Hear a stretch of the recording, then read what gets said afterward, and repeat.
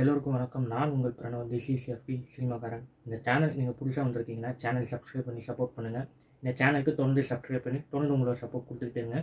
Viewers, நீங்கள் இந்த சேனலில் வீடியோஸ் பார்க்குறீங்க. ஸோ அப்படியே வீடியோஸும் பார்த்து லைக் பண்ணி ஷேர் பண்ணி இந்த சேனலுக்கு சப்ஸ்கிரைப் பண்ணிங்கன்னா எனக்கு ரொம்ப மோட்டிவேஷனாக இருக்கும். ஸோ கூலி படத்தில் நிறைய விஷயங்கள் நம்ம இந்த வீடியோவில் பேச போகிறோம். ஸோ வாங்க டேரெக்டாக வீடியோக்குள்ளே போகலாம். கூலி ப்ரொமோஷன் சரி, ப்ரீ புக்கிங்கும் சரி, வெறித்தனமாக சூர்யா ஆடிட்டு இருக்குன்னு சொல்லலாம். அந்த அளவுக்கு புக்கிங்ஸ்லாம் வேறு லெவலில் போயிட்டு இருக்குன்னு சொல்லலாம். சரி, ஓகே. படத்துக்கு இவ்வளோ ஹைப் இருக்குது. இந்த படம் கண்டிப்பாக எல்சியூவில் வருமா வராதா அப்படிங்கிற எல்லா ஒரு டவுட்லேயும் இருக்காங்க. ஆனால் ஒரு சில பேர் என்ன சொல்கிறாங்கன்னா, கண்டிப்பாக இந்த படம் எல்சியூவில் வரும் ப்ரோ. அதாவது லோகேஷ் கனகராஜ்லாம் சும்மாலாம் விட்டுற மாட்டாப்ல. கண்டிப்பாக எல்சியூவோட கனெக்ட் இந்த படத்தில் ஏதோ ஒன்று வச்சுருப்பாப்ல. ஏன்னா கேமியோங்கிற ஒரு ஆப்ஷனில் கொண்டு வரும்போது இந்த எல்சியூங்கிற ஒரு ஆப்ஷன் கொண்டு வர மாட்டாப்லையா அப்படிங்கிற எல்லாமே கேட்குறாங்க. ஆனால் ஒரு சில பேர்லாம் இதுக்கு வந்து எல்சியூவில் வரும்னு சொல்கிறாங்க. இன்னொருத்திங்க வந்து பார்த்தீங்கன்னா, அது ஏன்ப்பா நீ வேறு லோகேஷ் சொல்லிட்டாப்புல, லோகேஷ் கனகராஜ் வந்து இந்த படத்தில் ஸ்டாண்ட்லோன் ஃபிலிம், பக்கா ஸ்டாண்ட்லோன் ஃபிலிம் சொல்லிட்டாப்புல. அதே அவர் சொன்னதுக்கப்புறம் நீங்கள் வந்து எல்சியூவில் வரும் அப்படின்னு நீங்கள் சொல்லிட்டீங்கன்னா இது எந்த விதத்தில் நாங்கள் எடுத்துக்கிறது அப்படிலாம் நிறையா பேர் வந்து சொல்கிறாங்க. ஒரு சில பேர் சப்போர்ட் பண்ணுறாங்க, ஒரு சில பேர் இல்லைன்னு இது மாதிரிலாம் சொல்கிறாங்க. ஆனால் படம் பார்த்தவங்க ரிவ்யூ கொடுக்கும் போதும் சரி, அதாவது ஆக்ட்ரஸ், அதாவது முக்கியமாக இந்த படத்தில் நிறையா இதில் நடிச்சிருப்பாங்க, அவங்க ஒரு இன்டர்வியூவில் கொடுக்கும்போது இந்த படம் கண்டிப்பாக எல்சியூவில் வருமா வராதா அப்படின்னு கேட்டதுக்கு, படம் நீங்கள் பார்க்க தானே போகிறீங்க அப்படின்னு தான் சொல்கிறாங்க. எனக்கு தெரியல அப்படி ஒரு விஷயம் எதுவும் சொல்ல மாட்டேங்கிறாங்க. நீங்கள் படம் பார்க்க தானே போகிறீங்க, அங்கே பார்த்து தெரிஞ்சுங்க அப்படின்னு தான் சொல்கிறாங்க. வாய்ப்பு இல்லை, எனக்கு தெரியாது அப்படின்னு சொன்னால் கூட நம்ம எல்லாம் ஒரு பாயிண்ட்டு கூட எடுத்துக்கலாம். சரி, இந்த படம் எல்சியூவில் இல்லை, அவங்க உண்மை தான் சொல்கிறாங்க, அப்படி தான் இருக்கும் அப்படின்னு நம்ம நினச்சிக்கலாம். ஆனால் அவங்களே வந்து பார்த்திங்கன்னா ஒரு பக்கம் ஹைப் கொடுத்து கொடுக்காத மாதிரி பேசுகிறாங்க. அதுதான் எல்லாத்துக்கும் ஒரு மிகப்பெரிய ஒரு எக்ஸ்பெக்டேஷன். அதாவது கூலி கண்டிப்பாக வந்து எல்சியூவில் இருக்கும் அப்படின்னு சொல்கிறாங்க. சரி, எதை வச்சு சொல்கிறாங்க பார்த்தீங்கன்னா, விக்ரம் படம் நீங்கள் எடுத்துக்கிட்டிங்கன்னா, ஃபகத் ஃபாசில் வந்து அவரோட குரூப்பில் வந்து பார்த்திங்கன்னா அந்த 2 கண்டெய்னர்ஸ் என்ன ஆச்சு அப்படின்லாம் கேட்பாப்புல. அதாவது ஹார்பரில் 2 கண்டெய்னர்ஸ் என்ன ஆச்சு, அது எங்கே போச்சு அதெல்லாம் கேட்பாப்புல. அந்த ஒரு சீனில் நீங்கள் அதை எடுத்து இந்த கூலி படத்தோட டீகோடிங் நோட் எல்லாமே பண்ணுறாங்க. அது வந்து பண்ணுறாங்க, ஓகே. ஆனால் லோகேஷ் கனகராஜ் எனக்கு தெரிஞ்ச வரைக்கும் அவர் எல்சியூவில் இந்த விஷயங்கள் வச்சுருப்பாப்லையா அப்படிங்கிறது இவங்க சொல்ல எனக்கு அதிகமாக கேள்வி அதிகமாக எழுப்பப்படுதுன்னு சொல்லலாம். ஒரு பக்கம் இது மாதிரி சொல்கிறாங்க, இன்னொரு பக்கம் இவர் இல்லைன்னு சொல்கிறாப்புல. எல்லா இன்டர்வியூஸும் நீங்கள் லோகேஷ் கனகராஜ் கொடுத்த இன்டர்வியூஸில் நீங்கள் எல்லாமே எடுத்து பார்த்தீங்கன்னா அவர் எல்சியூவில் இந்த படம் இல்லைன்னு தான் சொல்கிறாங்க. இது வந்து ஸ்டாண்ட்லோன் ஃபிலிம். ரஜினி சாரை நீங்கள் வந்து ஒரு புது எக்ஸ்பீரியன்ஸ் பண்ணுவீங்க, நான் படத்தை நான் புதுசாக பண்ணியிருக்கேன் அப்படின்னு தான் சொல்கிறாப்புல. சரி, ஓகே. இவர் டேரக்டரே சொல்லிட்டாப்புல மறுபடியும் எல்சியூங்கிற ஒரு விஷயத்தை கொண்டு வந்து இந்த படத்தில் இருக்குது, கேமியோஸில் கொண்டு வந்துருக்காங்க, கேமியோஸ்லாம் இருக்கும்போது அந்த விஷயத்தில் கொண்டு வர மாட்டாங்களா அப்படின்னு சொல்லி எல்லா விஷயங்களும் மிக்ஸ் பண்ணி இது ஒரு ரூமர்ஸாக கிளப்புறாங்க. ஆனால் நிறையா விஷயங்கள் நீங்கள் எடுத்து பார்த்தீங்கன்னா இந்த படத்தில் எல்சியூவோட கனெக்ட் எந்த இருக்குன்னு நம்மளுக்கு தெரியல. மேபி ஹைப் ஏற்ற வேணான்னு சொல்லி கூட அவங்க அந்த கனெக்ட் எல்சியோட அந்த சீன்ஸ் எதுவும் இல்லாமல் இந்த ட்ரெய்லர் கட் ப்ரெசென்ட் பண்ணியிருக்கலாம் அப்படின்னு ஒரு விஷயம் சொல்லப்படுது.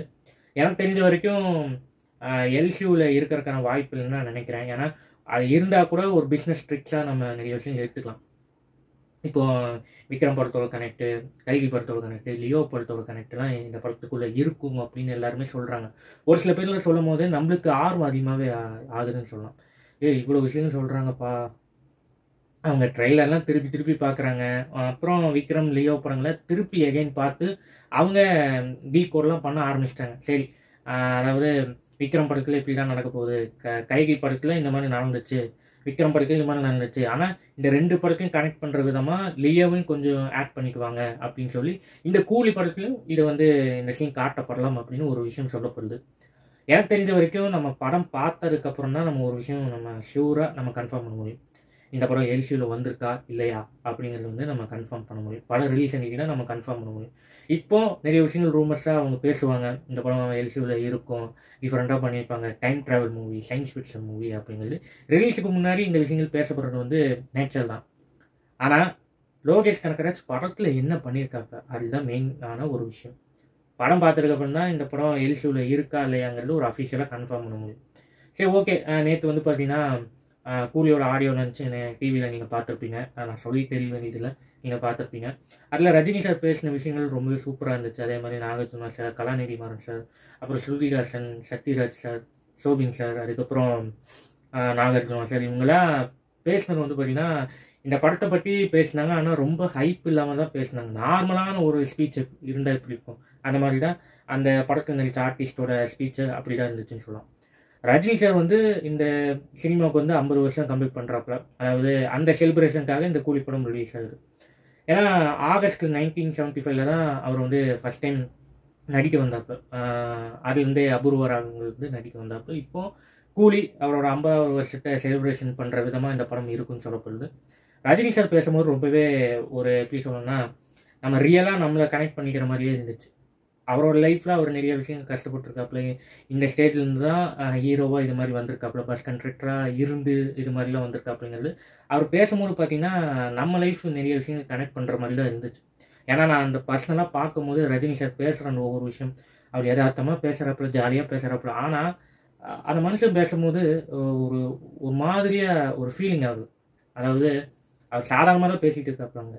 அவரோட வாழ்க்கையில் என்ன நடந்துச்சு, இது மாதிரி நான் வேலை செஞ்சேன், இது மாதிரி மூட்டையெல்லாம் தூக்கியிருக்கேன், இது மாதிரிலாம் பேசுகிறாப்புல. ஆனால் நான் பார்க்கும்போது எப்படி சொல்லணும்னா எனக்கும் நிறைய கஷ்டங்கள் இருந்திருக்கு. ஆனால் அவர் பேசும்போது என்னோட எனக்கு நடந்த விஷயங்கள், அதுக்கப்புறம் நான் வேலைக்கு போனது, இந்த மாதிரி ஒவ்வொரு விஷயங்கள் வந்து பார்த்திங்கன்னா எனக்குள்ளே பர்சனலாக கனெக்ட் ஆச்சு. நீங்கள் ரஜினி சாரோட ஸ்பீச் நீங்கள் கேட்கும்போது உங்களுக்கு என்ன விஷயங்கள் அது கனெக்ட் ஆச்சு, அது நீங்கள் என்ன ரியலைஸ் பண்ணீங்க, பர்சனலாக உங்களுக்கு என்ன எப்படி ரிஃப்ளெக்ட் ஆச்சு, அவர் பேசும்போது ரொம்பவே மோட்டிவேஷனாக இருந்துச்சு அப்படிங்கிறது கீழே கமெண்ட் செக்ஷனில் நீங்கள் ஷேர் பண்ணுங்கள். அவர் சாதாரணமாக பேசுகிறப்பல ஆனால் அது ஒரு எப்படி சொன்னோன்னா ஒரு மோட்டிவேஷனாகவும் இருந்துச்சு. அதாவது வாழ்க்கையில் எவ்வளோ கஷ்டம் இருந்தாலும் அதை நீங்கள் வந்து மீண்டு வரணும். ஏன்னா நமக்குன்னு ஏதோ ஒரு திறமை இருக்கும், அந்த திறமையை நீங்கள் வந்து கரெக்டாக பயன்படுத்திக்கணும் அப்படின்னு சொல்லி அவரோட ஸ்பீச் அப்படி தான் இருந்துச்சு. பர்சனலாக நான் அந்த ஆடியோ லான்ச் பார்க்கும்போது எனக்கு தோணுச்சு. அதான் இந்த வீடியோவில் சொன்னேன். அவர் வந்து என்ன சொன்னா அப்படின்னா முக்கியமாக இந்த வயசில் நம்ம வந்து உடம்பு பார்த்துக்கணும், உடம்பு நம்ம இந்த வயசில் பார்த்துக்கிங்கன்னா கடைசியில் உடம்பு நம்மளை வச்சு செஞ்சிடும் அப்படிலாம் சொல்லுவார். அந்த மாதிரி அவர் ஜாலியாக இந்த படத்தை பற்றிலாம் பேசினாப்புல, அவரோட ஃபிசிக்கல் இது மாதிரி நிறைய விஷயங்கள் பேசினாப்புல. லோகேஷ் கனகராஜ் பற்றி பேசினாப்புல. அவர் எனக்கு கதை சொல்ல வரும்போது நான் ஒரு கமல் ஃபேன் அப்படின்லாம் சொன்னாப்புல.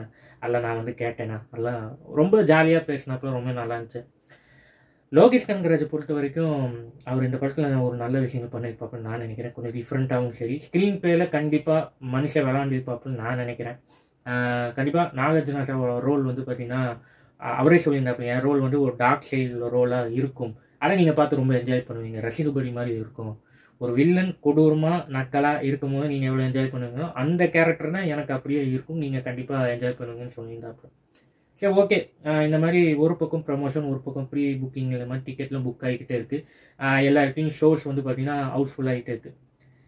இன்னொரு பக்கம் வந்து பார்த்திங்கன்னா நேற்று லோகேஷ் கனகராஜ் வந்து அவர் எக்ஸ் பேஜில் வந்து இந்த டைட்டில் கார்டை எப்படி நாங்கள் உருவாக்கியிருக்கோம் அப்படின்னு சொல்லி அவர் எக்ஸ் பேஜில் ஒரு ஷேர் பண்ணியிருந்தாப்புல. இப்போ லியோ படத்தோட டைட்டில் கார்டு வந்து அனிமேஷன் அந்த கண் ப்ரெசென்ட் பண்ணியிருப்பாங்களே, அதையெல்லாம் கூலி படத்தில் ரஜினி சாருக்கு அனிமேஷன் டைட்டில் கார்டு ஒரு 10 நிமிஷத்துக்கு அவங்க ப்ரெசென்ட் பண்ணியிருக்காங்களாமா. அந்த டைட்டில் கார்டு வந்து பார்த்திங்கன்னா ஒரு கூஸ் பம்ப்ஸாகவும் இருக்கும், உங்களை இம்ப்ரெஸ் பண்ணுற மாதிரி இருக்கும் அப்படின்னு சொல்லியிருக்காங்க. ஸோ இதுதான் இந்த கூலியில் வந்து நிறைய விஷயங்கள் இருக்குது. அதே மாதிரி இப்போ லோகேஷ் கனகராஜ், அனிருத் இவங்க 2 பேர் சேர்ந்து அந்த டைட்டில் கார்டை அந்த ரஜினி சாரோட ஃபேஸ் மட்டும் வச்சுட்டு இவங்க கை பிடிச்சிருக்கிற மாதிரி 2 பேர் கை கோர்த்து நிற்கிற மாதிரி அப்படின்னு ஒரு போஸ்ட் அவங்க எக்ஸ் பேஜில் ஷேர் பண்ணியிருந்தாங்க லோகேஷ் கனகராஜ். ஸோ கண்டிப்பாக இன்னும் 2 நாளில் இந்த படம் ரிலீஸ் ஆக போகுது. இன்னும் 2 நாள் இருக்குது. இந்த படத்தில் இன்னும் 2 நாள் பார்த்தீங்கன்னா இந்த படத்தில் நிறைய விஷயங்கள் ஹைப் ஏறிக்கிட்டே தான் இருக்கும். ஸோ இன்னும் 2 நாள் இருக்குது. இவ்வளோ நாள் வெயிட் பண்ணிட்டோம், இன்னும் 2 நாள் வெயிட் பண்ண மாட்டோமா? ஸோ அதனால் கண்டிப்பாக படம் ரிலீஸ் ஆகும். படம் ரிலீஸ் அன்றைக்கி இவ்வளோ விஷயங்கள் இந்த படத்துக்குள்ளே என்ன இருக்குது, எல்சியில் வரப்போகுதா இல்லையாங்கிறது வர ஆகஸ்ட் 14 தெரிஞ்சிடும்.